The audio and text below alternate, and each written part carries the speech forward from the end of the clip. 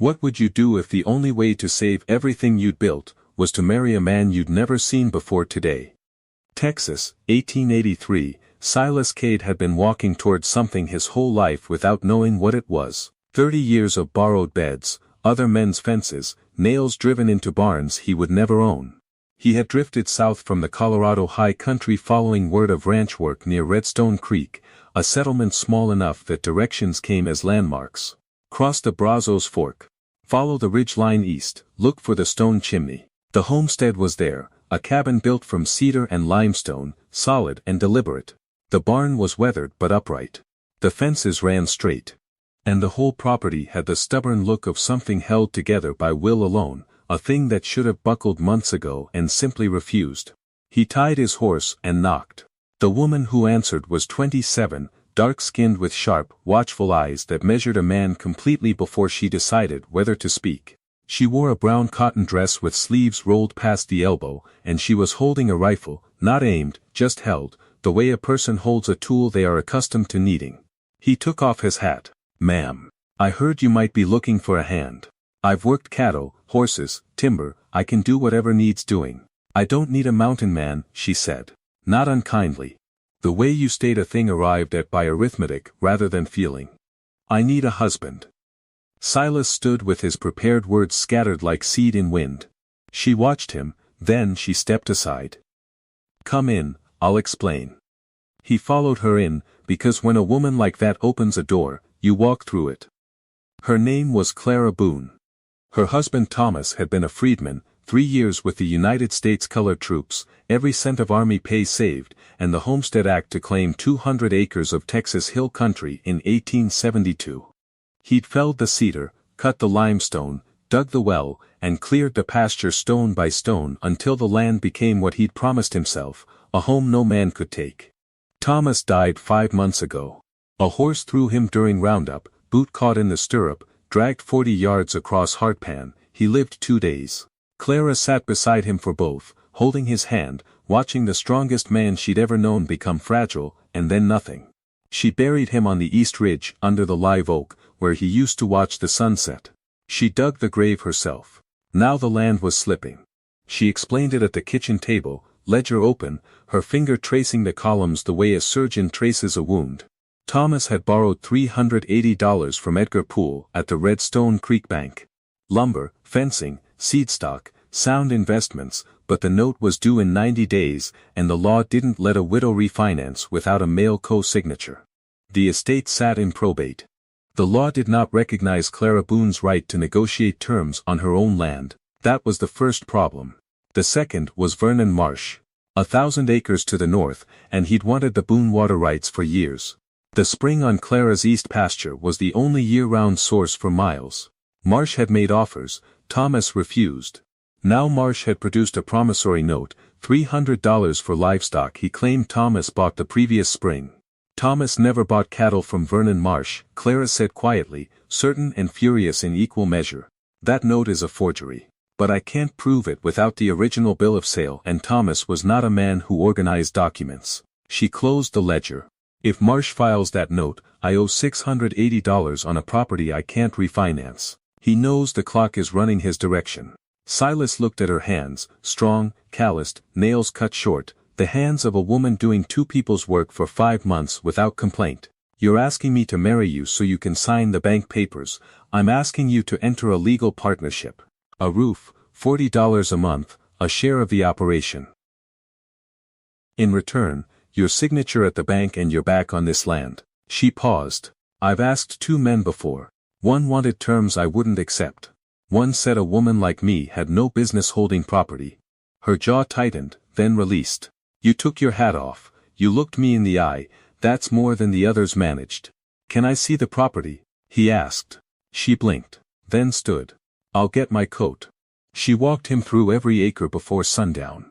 The pastures, the 43 head of cattle kept healthy despite everything, the well, the barn with Thomas's lumber stacked beside it, his last project, half finished, waiting for hands that would never return.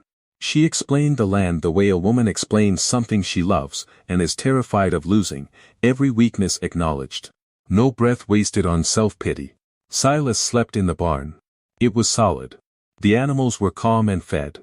A woman who kept her stock this well in the worst months of her life didn't need rescuing. She needed a partner. He lay in the hay and thought about her steady voice, her calloused hands, and the way she'd said a woman like me, waited with every time those words had been used against her.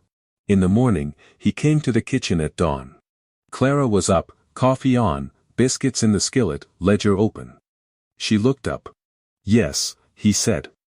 Something moved across her face, the exhale of a woman who has been standing alone under a weight meant for two and has just felt a second shoulder settle beside hers. "Sit down, we'll ride to town after breakfast." They married that afternoon in Reverend Ames's cabin. Clara wore her green Sunday dress, collar pinned with her mother's brass brooch. Silas wore his clean shirt. 8 minutes. 2 witnesses. Neither smiled, but neither looked away. Walking to the wagon, Clara said, "Thank you." Silas said, "I want to go through Thomas's papers tonight. If Marsh holds a forged note, there'll be something in the records." She looked at him sideways, the ghost of a smile, the kind that appears when you're surprised in a direction you'd stopped hoping for. "All right," she said. What Silas also noticed, a lean, hard-jawed man named Pike, Marsh's foreman, watching their wagon from outside the land office, with the patient attention of someone making a report. The first weeks were nothing but work. Silas rose before dawn and didn't stop until after dark. South fence, barn roof, cattle, well pump, 100 repairs that announced themselves on a property short-handed for months. He asked questions constantly, not to impress but to learn. Clara answered with the precision of someone who knew this land like her own breathing. He finished the barn roof on a Tuesday. Thomas's lumber, Thomas's design. Drove the last nail and stopped.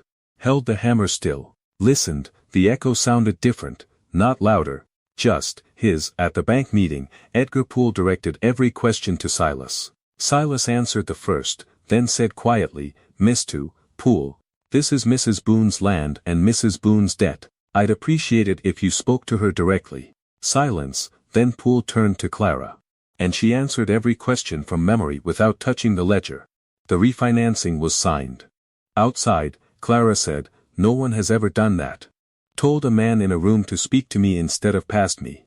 "It's your land, Clara." "Yes," she said softly. "It is." That night, searching Thomas's papers by lamplight, Silas found a letter, Thomas's handwriting, dated the previous March. Addressed to a lawyer in San Antonio, never sent. It read, "Marsh is pressing about the water rights. He mentioned a bill of sale I never signed. I want this on record, I have never purchased livestock from Vernon Marsh. If he produces a document claiming otherwise, it is not genuine." Clara read it over his shoulder, close enough that he could feel the warmth of her beside him.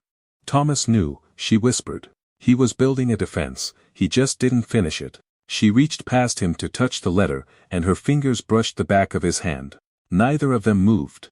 The lamp flickered, the November wind pressed against the cabin walls. "We finish it," Clara said. "We finish it," he agreed. And 3 miles north, Vernon Marsh sat reading Pike's report, the marriage, the refinancing, the new husband asking questions, and began, very carefully to consider what came next.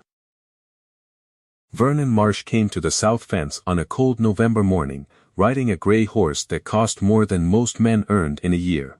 Silas was resetting posts, the methodical work of a man who intends to stay. Marsh watched from the far side of the wire for a full minute. "You're the new husband. Silas Cade." He didn't stop working. Heard Clara finally found someone to put his name on those papers. She found a husband, the papers were incidental. Marsh studied the fence, the clean posts, the taut wire, the straight line running toward the ridge. "That spring," he said, nodding toward the creek, "Thomas and I had an understanding about shared access. Neighborly, nothing formal, there's no record of that, some things don't need paper." Silas straightened. Looked Marsh in the eye. "In my experience, Mr. Marsh, the things that don't need paper are usually the things that wouldn't survive it." Something shifted behind Marsh's expression, the adjustment of a man who has just discovered the obstacle is more substantial than expected. "Just being neighborly," Marsh said, and rode north. Silas drove the next post 3 inches deeper and kept working. The Redstone Creek Harvest Social fell the first Saturday of December. Clara hadn't planned to go, neither had Silas. Nell Hadley changed their minds. Nell ran the general store and the town's gossip with equal command, and she made it known that the Boone-Cade marriage was the most scrutinized event in Redstone Creek since the circuit judge's horse kicked over the baptismal font in '79. Half the town thought Clara brilliant, the other half thought her reckless. Everyone wanted a look at the husband. "We should go," Clara said Friday evening, eyes on the ledger. "People talk less when they can see a thing for themselves." They arrived side by side. Clara in her green dress with the brooch, Silas in a brushed coat and oiled boots. They looked exactly like what they were, two people who understood they were being watched and had decided to give the audience nothing interesting. Nell materialized within 4 minutes. "So you're the one Clara found." "Ranch hand, I hear." "Cattleman," Clara said. Clarifying, "My husband is a cattleman." First time she'd called him that outside legal paperwork. Silas heard it. Clara heard herself say it. Something between them pulled taut, a rope that had been slack, suddenly humming. When the fiddle started, they stood against the wall.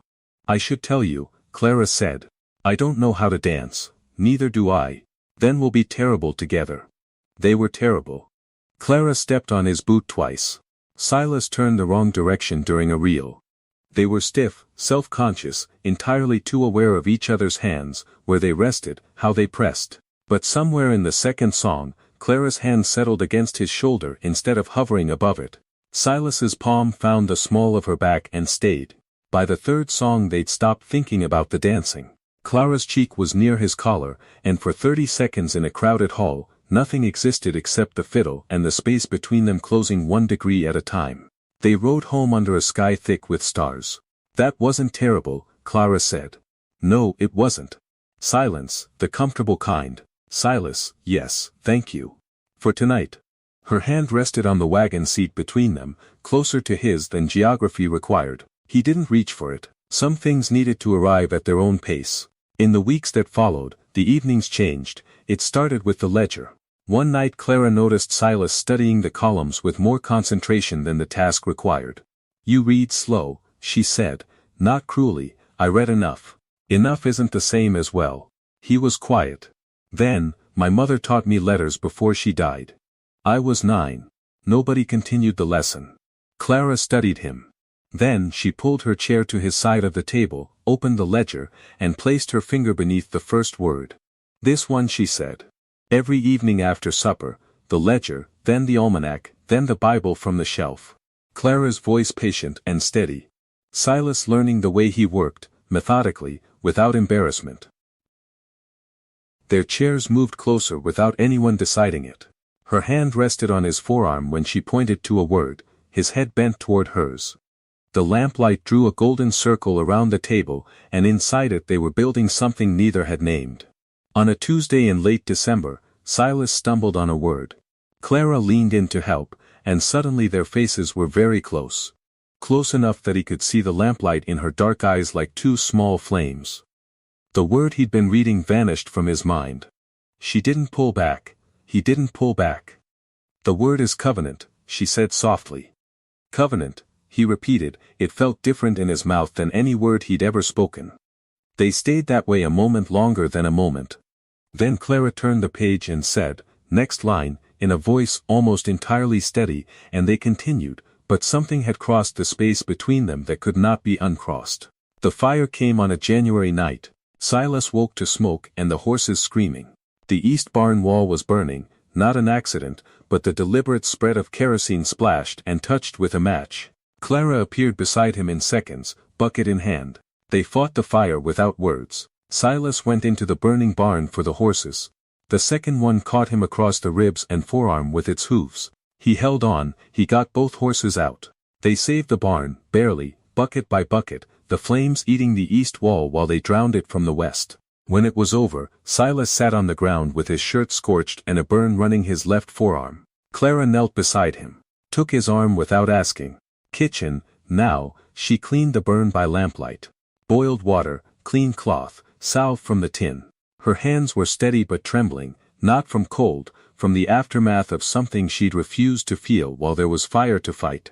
Silas sat and did not flinch, not because it didn't hurt, but because her hands on his arm were the gentlest thing he had ever felt. Kerosene, she said quietly. Pike, on Marsh's orders, her hands stilled. What do we do? File Thomas's letter with the county, challenge the note, and make it clear to Vernon Marsh that burning our barn is the last free move he gets. She caught it. He'd said our barn. You said our. I did. Did you mean it? I've meant it since I finished that roof. Something broke open in her face, something she'd been holding shut since August.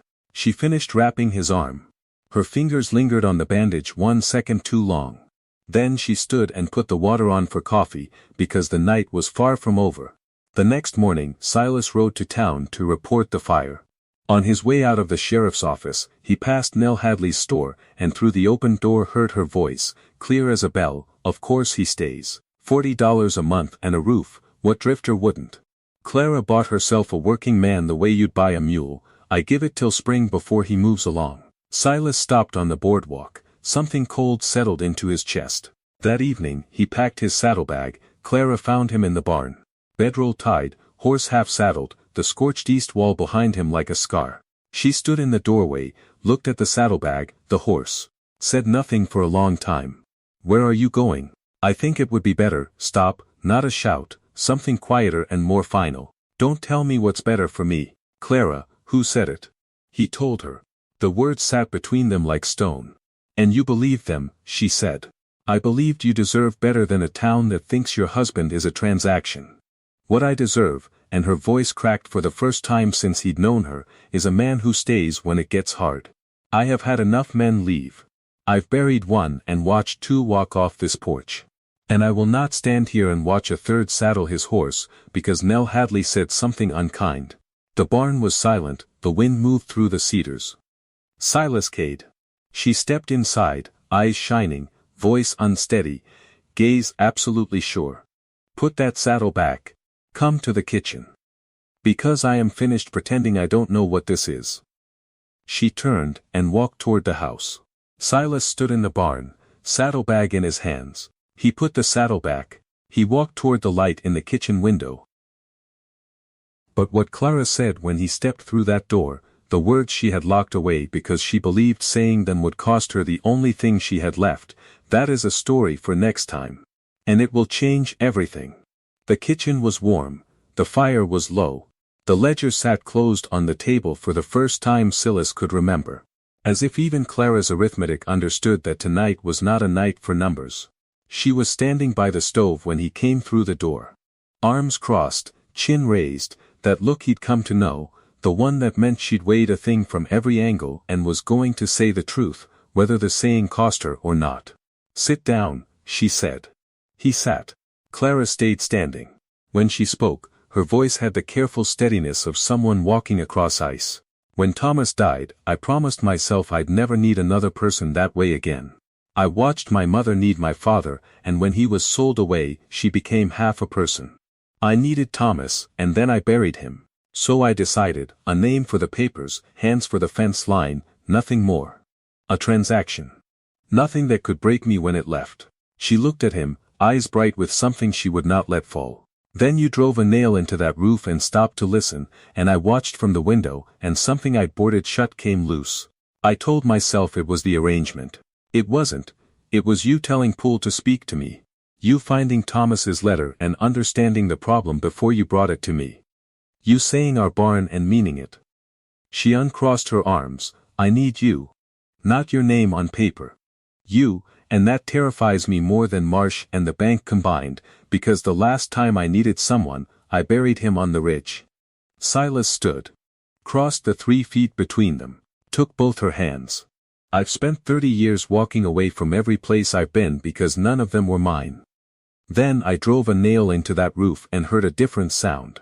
He looked at their hands, hers dark and calloused, his rough and scarred, clasped in the lamplight. This is where I stop. Not because of the land. Because of you. And if you'll let me, I'd like this to be a real marriage. Not because the law requires it, but because I choose it. It became real, she said quietly, somewhere around the word covenant. She took his face in both calloused hands and kissed him, not carefully, not as a clause in an arrangement, but with the full certain weight of a woman who makes her decisions slowly and keeps them completely. He kissed her back, and it was the first time in 30 years he was exactly where he belonged. Outside, the wind blew cold, neither of them heard it. In the morning, Silas rode to the county office and filed Thomas's letter with the clerk, the unsent defense, the unfinished fight. He filed a formal challenge to Marsh's promissory note and requested a hearing before the circuit judge. Clara rode beside him. She wasn't required, she came because the letter was Thomas's, the land was hers, and she intended every man in that courthouse to see her face when the record was corrected. Word reached Marsh by sundown. He came himself this time, not Pike. Marsh on his gray horse, at the south fence, February cold enough to crack stone. You filed a challenge, Marsh said flatly. On the word of Thomas Boone, who never bought a head of cattle from you. And you know it. Marsh looked at the cabin, the chimney smoke. The barn, he said. Not a question, just the word placed between them. It was arson. If it happens again, my next conversation is with the sheriff and every depositor at Poole's Bank. You're protective of her, she doesn't need my protection. She held this land alone 5 months and was winning when I arrived. What I am is her partner. I'd advise you to understand the difference. Marsh looked at him, the measuring look of a man discovering the ledger has closed against him. He nodded once, turned north. Silas went back to work. The circuit judge reviewed the filing, compared Thomas's letter against the note, and referred the matter for investigation. Pike left Redstone Creek without announcement. The forged note was voided on the last day of February. Clara read the notice at the kitchen table, read it twice. Set it down and placed both palms flat on the surface and closed her eyes. It's done, she said. It's done. Thomas would have, she stopped, breathed through it. Thomas would have been proud of you, Silas said. He would have liked you, she said softly. He would have known what you were the moment you took off your hat. The last hard frost came in early March. Silas had been working late in the barn on something he wouldn't let Clara see, deflecting questions with infuriating calm. On a Thursday evening, he brought her a wooden box, small, the size of 2 hands side by side, cedar, the same cedar Thomas cut to build the cabin, shaped with a knife and sandpaper, the grain running smooth, and on the lid a single carved word. Boone, for the ledger, Silas said. To keep it safe. Clara turned the box in her hands, ran her thumb across the letters. You carved Thomas's name, it's your name too. It was the name on this land before I came. I wanted you to have something that held it. She opened the box, took the ledger from the shelf, the ledger she'd carried like armor since August, and placed it inside. It fit perfectly. He'd measured it when she wasn't looking. She closed the lid, looked at him. I was wrong about what I needed. I said I needed a husband, for the papers, for the bank, I needed a partner. Someone who would build beside me instead of for me. Someone who would carve my name into cedar and give it back like it mattered. Her eyes were bright and certain. It matters, he reached across the table. Her fingers closed around his, strong, calloused, sure, partnership, he said, not ownership, partnership, exactly that. April softened the ground, filled the creek, brought the first green. The herd climbed to 47 with the spring calves. Not explosive growth, but real and sustainable, built on ground that had been tested and held. Clara kept the ledger in the cedar box now. Every evening Silas sat beside her and read the entries fluently, and they reviewed the accounts shoulder to shoulder, hands touching over the columns as naturally as breathing. Edgar Poole stopped Silas in town and said, with mild surprise, that the Boone Cade account was the most current note in his portfolio. Nell Hadley, having revised her position for the final time, now told everyone that Clara Boone had always been the sharpest woman in Redstone Creek, and said it with the conviction of someone who has never once been wrong about anything. On an April evening, Clara sat on the porch in the chair Thomas built, looking toward the ridge where he was buried. The live oak leafing green against the sunset. Silas sat in the chair that had been empty since September. I wrote a letter, Clara said, to Thomas's sister in Louisiana. Told her the land is safe. The debt's on schedule, the water is ours. A pause. I told her I remarried. What did you say about me? She was quiet. Then, I said I found a man who listens to the sound a nail makes. Who carved my name in cedar, who stays. She looked at him. The evening light moved between them, warm and gold. I said he was exactly right. Silas reached over and took her hand. Her fingers laced through his, dark and light, calloused and scarred, 2 hands that had spent a lifetime working alone and had discovered, in a kitchen in Texas, that some work is better done together. They sat on the porch and watched the land darken, their land, held through debt and fire and winter and laws written by men who never imagined a woman like Clara Boone, and the particular grace of a man who had walked his whole life toward a door he didn't know existed until she opened it. The east fence was standing, the herd was growing, the cedar box held the ledger, the creek ran clear. And it was, by every measure Clara Boone had ever used and every echo Silas Cade had ever listened for, exactly, completely, unmistakably right. Clara Boone opened a door in August with a rifle and a proposition no sensible man should have accepted. She'd been refused twice. She asked anyway. Silas Cade spent 30 years driving nails into other men's barns, listening for an echo that never came. Then, he followed a woman he'd known one day into a kitchen in Texas, because something in her voice told him this was the door he'd been walking toward his whole life. He drove a nail into that roof in September. The echo sounded different. He spent the rest of his life learning why. That's the whole story. A woman who asked, a man who stayed. 2 people who wrote terms on paper in August and were still at the same table in April, not because of the terms, but because of everything that grew between them while the winter tried to break them and failed.